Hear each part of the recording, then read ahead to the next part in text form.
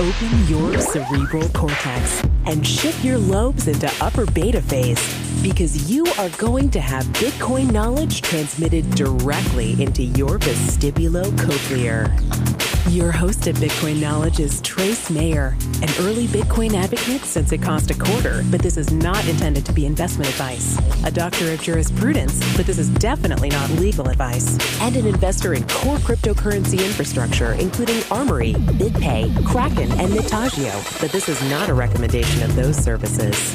Here, you get fed via direct mind download with pure and free Bitcoin knowledge. Okay, welcome back to the podcast. This will actually just be a monologue. It's the end of the first quarter, 2015, so let's have a little bit of a recap. With Bitcoin, we have the seven-sided network effect. The first is speculation. The foundation for speculation is going to be security. So I recommend listening to episode 131 with Eric Lombroso. He's the founder and core developer with mSigna. It's a very secure offline multi-sig wallet. So that's an exciting one. We also have episode 124 with Jesse Powell. He's the CEO and founder of Kraken, which is the largest Euro Bitcoin exchange. Obviously, you need an exchange in order to speculate on the price of Bitcoin. In episode 128 this quarter, we had Tony Galippi. He's founder and chairman of the board at BitPay.com, which is the largest merchant processor. They process for Microsoft, Newegg, TigerDirect, Zynga, 9 of the top $15 billion plus companies that accept Bitcoin use BitPay to do it. So that's a great update on the merchant adoption area. Then we have, for the third network effect, which is consumers. These are people who use Bitcoin solely because the merchants accept it. They're not necessarily speculating on the price. Well, we have episode 140 with Roger Ver. Now, Roger's a good friend of mine, early Bitcoin adopter and evangelist like myself, and we talk about Purse.io in that interview and how it's making everything more efficient in the economy. It's really a must listen because, you know, when you buy something on Amazon with your credit card, you might get rewards points. You know, a Starwood's American Express, that's like the most valuable rewards points. Those are worth maybe 2.3 cents per dollar. So, you know, about 2% return. With Purse, over 10,000 transactions have been done with an average savings of 18%.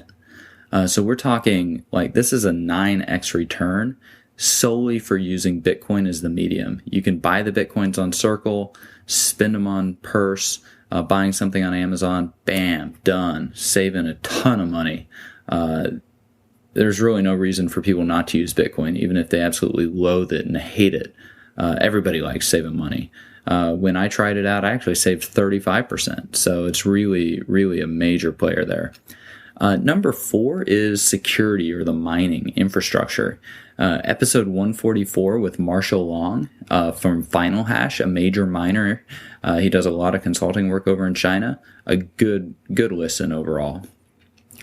Then the fifth network effect are developers. This is the mind share, people building it out, making it more useful. Episode 125, we have Michael Perklin, former digital forensic analyst. We talk about C4, the Cryptocurrency Standards Association, and the work he's doing over there to have some minimum level of skill or aptitude where people can get certified on Bitcoin knowledge. And then number 6 is financialization. This is the sixth network effect. Paul Chow, CEO and founder of LedgerX, episode 145. And that really is a good listen if you're interested at all in Wall Street and how the big money is going to be playing in. LedgerX, they're going to be a swap execution facility for fully delivered physical Bitcoin swaps, and they're working for CFTC approval right now. So that's very exciting. 2 other podcasts that are kind of just honorable mentions. Jim Robinson, managing partner at RR&E Ventures, one of the largest venture capital tech funds out there. I think 6 or 7 funds, $250 million per fund. That's episode 135. And then also episode 132 with Phil Champagne. And he went and collected all the writings of Satoshi Nakamoto and then formatted it into the Book of Satoshi. And it's a great book. Satoshi really was foresightful in a lot of stuff. So we discuss the book and some of our favorite passages in it. So what happened in the first quarter in Bitcoin? I mean, we had some major stuff going on. First, transaction volumes are hitting all-time highs. 115,000 blockchain settled transactions. Coinbase is doing another probably 10,000 a day that are off blockchain. Plus, we have the payments protocol out there. These Bitcoins are really slinging around all over the internet. I mean, they're moving around. Velocity is picking up. Might be a reason for a decline in price, actually. It decreases demand for Bitcoin. But, that's exciting. People are actually using the technology. That means that they find it useful, valuable. They pay miners fees. That's an actual economic cost to send these transactions around. It's great stuff. Huge news. Coinbase raised $75 million this quarter. From major financial institutions. This is the first play with major financial institutions. New York Stock Exchange, Vikram Pandit, former CEO of Citigroup, vice chairman on Morgan Stanley was in the round, Thomson Reuters, USAA Bank, the bank for the veterans. I mean, come on. If you're going to have a currency collapse and there's going to be civil unrest, who do you want to have making a lot of money because the price of Bitcoin goes up and it's easy to buy them? Yeah, veterans and their families. That helps maintain the social order. So, Coinbase raised a lot of money, very strategic, very good plays there. And also the very secretive 21 Inc. They raised $116 million to build stuff out. We don't really know what they're going to be building out. They haven't said too much about it, probably in the mining space, but very exciting. I actually attended the Silk Road trial in January. I attended probably 5 days out of the 15 or so day trial. Very interesting to watch. Albrecht convicted on all counts. The jury hardly deliberated on it. The evidence that the prosecution submitted was just torrential. It just downpoured so much evidence. It was very interesting to watch the gears of justice grinding up Albrecht. He's going to get sentenced in May. And then just today, like on the last day of the quarter, we find out that the feds were actually DPR. Unbelievable. 2 agents, special agents with the Secret Service, and arrested for embezzling funds from Silk Road, for being corrupt in the investigation. The prosecutors had actually told Albrecht's lawyers this, but they weren't able to reveal it at trial. Just really kind of crazy stuff. I mean, just absolutely insane. Other big news, Rakuten started accepting Bitcoin using BitNet this quarter.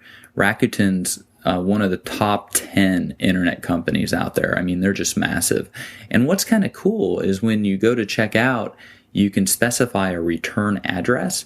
And so you're actually able to check out without giving them any personal information. And if the order doesn't work out well, you just have them send a refund, and it goes to your Bitcoin address that you gave them at the time of checkout. That's a cool feature. I think BitPay needs to do that. Other big stuff, Alan Reiner, our founder and CEO at Armory, we had actually been talking about this stuff for a while, and then out of nowhere, VeriSign posted up on their blog, totally leaks it really early. It's a spec for DNSSEC and Dane to basically make secure payment addresses right into the DNS zone record. And VeriSign's a major player. I mean, we're talking they're the major registrar for .coms, .nets. This is huge for kind of pushing Bitcoin into internet trust. And our spec, our 27-page spec that we put out at Armory, very helpful in that regard. So, things are moving ahead. And then, we've got this issue with regulation. And back in episode 110, I interviewed Brian Donegan. He's with the Isle of Man government. And we talked about how they would be working on passing legislation that would be very Bitcoin friendly. Well, guess what got passed March 17th, goes into effect April 1st? It's the Proceeds of Crime Act in the Isle of Man. I've read it, very friendly to Bitcoin stuff, very friendly to cryptocurrencies, basically gives the regulator jurisdiction to oversee entities that are engaged in this. You can apply and use Bitcoin and cryptocurrencies with pretty much everything. They do a lot on registering yachts and planes, and they have a huge offshore trust sector, hedge funds, gambling. I think 10% of Isle of Man's GDP comes through gambling. They were innovators and leaders in digital gaming, online gaming, and they laid legislation down to protect the customer and keep crime out. And that's why they have such a big percentage of GDP working with these online gaming companies. Well, they want to do the same thing with Bitcoin. And so this Proceeds of Crime Act, there's now legislation. Isle of Man's major amount of money managed out of there. They already have 60 Bitcoin-related companies that have incorporated there, started moving companies and people over there. This is very exciting. They're jumping on the ball. They see this hard trend of digital currency and Bitcoin moving forward. I say hard trend because that's a future where the facts can't really be changed, and so it will unfold, as opposed to a soft trend where the facts or the data or the assumptions, they lead you to think that it might happen, but it may or may not actually happen. Well, Bitcoin, go listen to those episodes that I mentioned earlier. This seven-sided network effect has taken root. Digital currency is a hard trend. It will, this innovation, this creative destruction with distributed consensus and programmable trust, it will take place. Bitcoin is the largest, the deepest protocol. It's extending its tentacles every day. There's nothing anywhere close that can uproot it. It's a hard trend. People who aren't deep in the industry, they still look at Bitcoin. They look at it with a lot of suspicion, like, oh, it might turn into something. But they're just not deep in the guts of stuff. Go read our Armory spec that we wrote with VeriSign, if you want to see the quality and the level of work that's getting done. And, there's a lot of that going on with major world institutions. And that is, a lot of it's covered under non-disclosure agreements. So it just can't be talked about until it gets done. So anyways, that's a recap of the first quarter of 2015 with Bitcoin-related stuff. And I'd just like to thank people who've made donations. We have tips on bitcoin.kn. You can scan the QR code, send some tips. We've had some good tips, Someone actually sent like a quarter of a Bitcoin, about $100 in one tip. Some of the tips, $5, a lot of them a nickel, 10 cents, whatever people give. Basically, like, I don't take your time and attention for granted. It costs money to get the podcast episodes edited.